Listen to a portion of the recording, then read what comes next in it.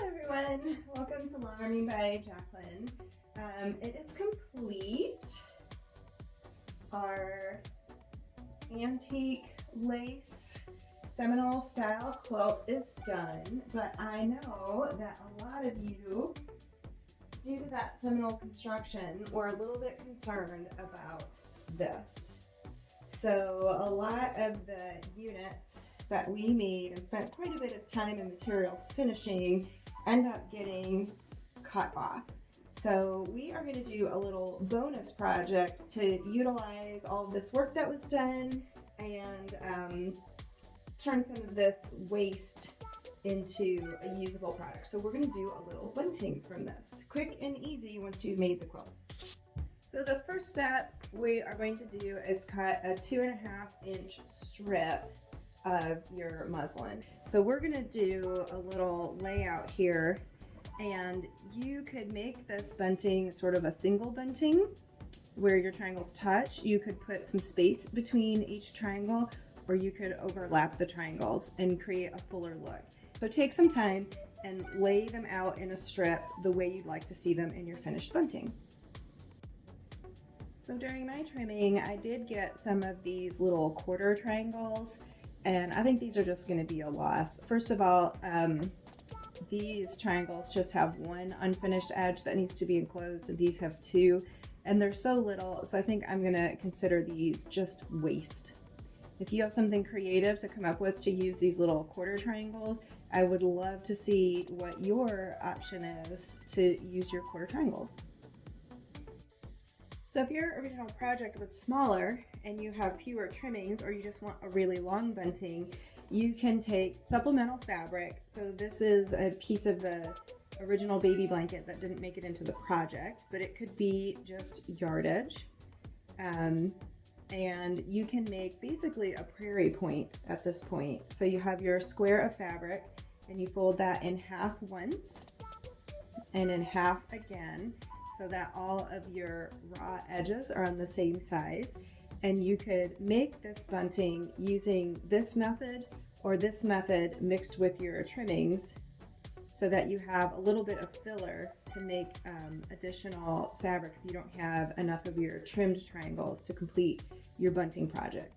And so we'll do that again. It's really easy to make prairie points if you want those on the edge of your quilt, or to make bunting. Take a square of fabric and you're folding the ugly side together once into a triangle on the diagonal, once again on the other diagonal, and then all of your raw edges are to the top, just like our trimmed unit. And I'm going to do this overlapped, so it's not rocket science. Roughly in the middle of each back row, it's just 2 rows of triangles, and I put all the muslins in the back and all the colorful ones in the front, and I'm just going to meet these corners, give or take, in the middle of this. So once you have your layout and you take your measurement of what that whole length ends up that you're happy with, you want to take that, and for me on the ends, I'm going to do a nice long 10-inch tail on the end, which is where you will be tying off. So let's see how long this is. I think this is 70 something inches. And the reason I have it laid out curved like this is because of how long my table is. I just don't have enough room to lay it out in one straight go, or I would. Okay, so that's 60.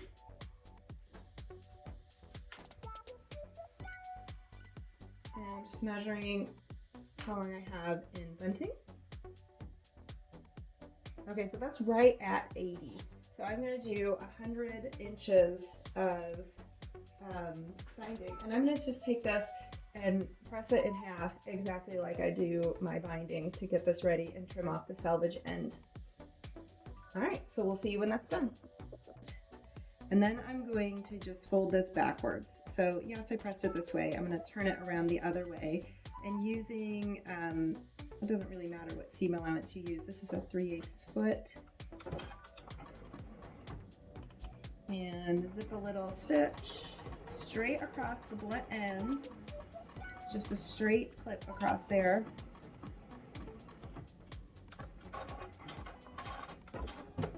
So this would be the wrong side. You would be right sides together. Flip that inside out. And this is the exact same way like the point of a tie or a Dresden plate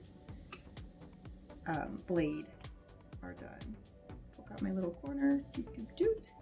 There I have a nice finished edge.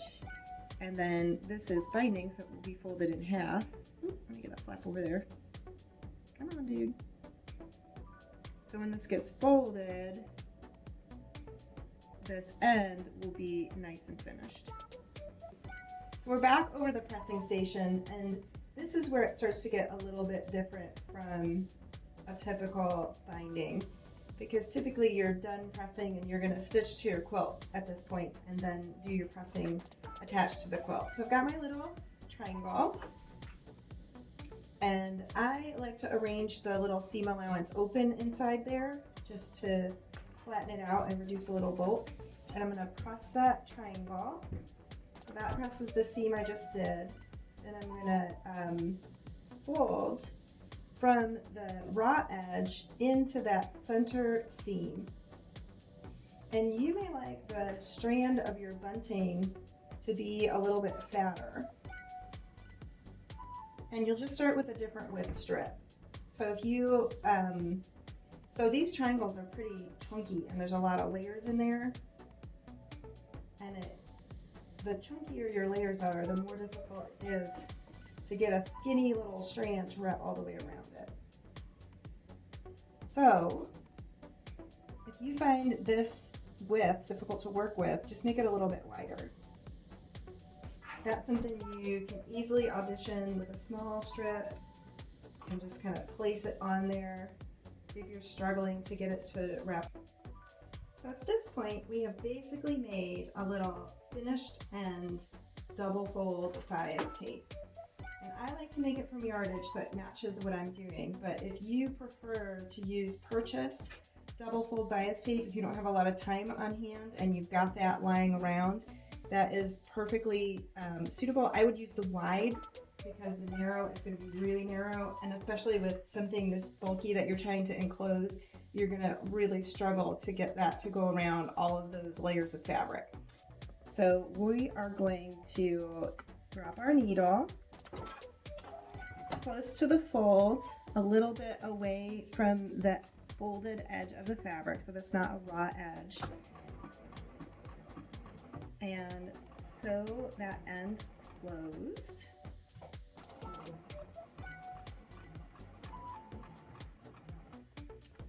And pivot and start sewing your strand closed close to the edge.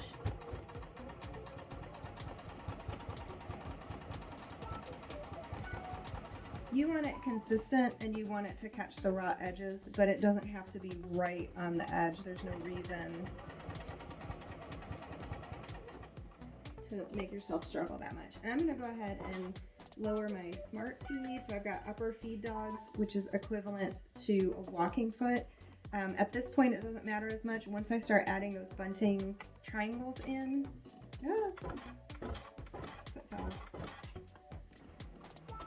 it's going to help a lot to keep everything moving smoothly through. So all I'm doing here with my hands is, because I am so close to the edge, I'm applying just a slight tension onto my bunting strip. And then you see I've got a pin here. I gave myself 10 inches to knot on each end. So this is about the 10-inch mark. And then I'm going to take my pin together triangles. You could have a stack of these next to you and just add them one by one. The pinning was just an optional thing that I did to make this handier for me. So now I'm going to open up my strip. I'm going to insert my little triangles, and I'm trying to get the cut edge as deep into that fold as I can, and then continue to sew along close to the edge of that binding strip. If you find that this jams up a little bit, feel free to lengthen out your stitch. You are moving through a lot of bulk, and it can help to have a little bit longer stitch to help your machine move forward over all these bulky layers. Especially here, I've got actually 3 triangles layered up at that point. So I'm making sure these are tucked in nicely, closing it over,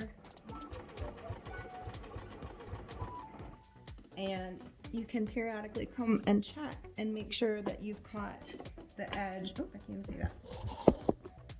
Periodically flip over and make sure that you're catching the edge of this fold of your strip on the back as well. So if your 2 layers aren't the same distance, you might be grabbing the flap on the top but not on the back. So check on the back as well. When you reach your last triangle, you're just going to sew along the edge of your binding strip. When you come to the point of your little tapered finished end, pivot. Doesn't have to be right on the edge there. As long as you're catching those raw edges, not off. And you're done. Here's your beautiful 1-seam bunting. And there it is. A 1-seam scrap buster and waste eliminator. Sweet little baby bunting.